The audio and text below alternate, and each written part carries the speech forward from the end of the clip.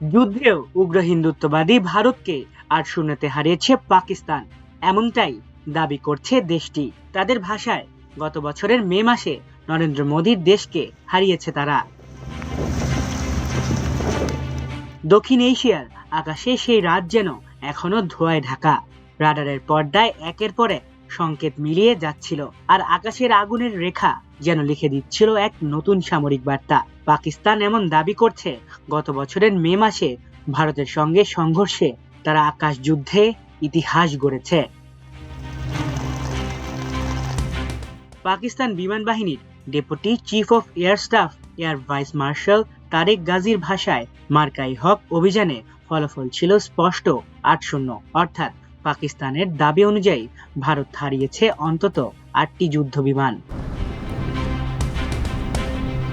ইসলামাবাদে আয়োজিত এক সংবাদ সম্মেলনে তিনি বলেন, সেই অভিযান শুধু একটি সামরিক জবাব ছিল না, বরং এটি ছিল কৌশল, ধৈর্য আর প্রযুক্তির এক সমন্বিত প্রদর্শন। তার পাশে ছিলেন আইএসপিআর এর মহাপরিচালক লেফটেন্যান্ট জেনারেল আহমেদ শরীফ চৌধুরী এবং রিয়ার অ্যাডমিরাল শিফাত আলী খান।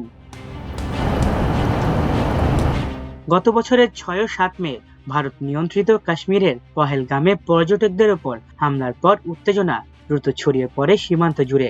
ভারত সীমান্তে হামলা চালায়, আর সেই উত্তপ্ত পরিস্থিতি রূপ নেয় ৮৭ ঘন্টার ভয়াবহ সংঘাতে। পাকিস্তানের দাবি, সেই সংঘর্ষে শুধু ড্রোন নয়, ভারতের অত্যাধুনিক রাফাল যুদ্ধ বিমানও আকাশ থেকে নামিয়ে আনা হয়। গাজীর দেয়া তথ্য অনুযায়ী ভূপাতিত বিমানগুলোর মধ্যে ছিল ৪টি রাফাল, একটি সুখোই 30, একটি মিগ 29, একটি মিরাজ 2000 এবং একটি অত্যন্ত ব্যয়বহুল মাল্টি রোল ড্রোন।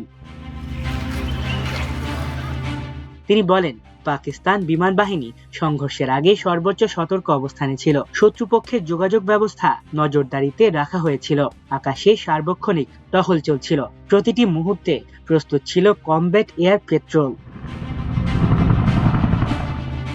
গাজীর দাবি, ভারতের আরো কিছু যুদ্ধ বিমান এমনভাবে ক্ষতিগ্রস্ত হয়েছে যেগুলো আর কখনো আকাশে ফিরতে পারবে না। সংবাদ সম্মেলনে ভারতের নাম সরাসরি উল্লেখ না করলেও কড়া ভাষায় প্রতিপক্ষকে কটাক্ষ করেন তিনি। বলেন, তারা এখনো নিজেদের বক্তব্য বদলে যাচ্ছে, কারণ সেদিন আকাশে ঠিক কি ঘটেছিল সেটাই তারা বুঝে উঠতে পারছে না। পাকিস্তান বিমান বাহিনীর প্রধান জহির আহমেদ সিধু নেতৃত্বে এই অভিযানের পরিকল্পনা করা হয়েছিল বলেও জানান গাজী। তার ভাষায়, এটি ছিল বিমান বাহিনীর ইতিহাসে প্রথম পূর্ণাঙ্গ সমন্বিত অভিযান, যেখানে প্রযুক্তি, গোয়েন্দা নজরদারি এবং দ্রুত সিদ্ধান্ত সবকিছু একসঙ্গে কাজ করেছে।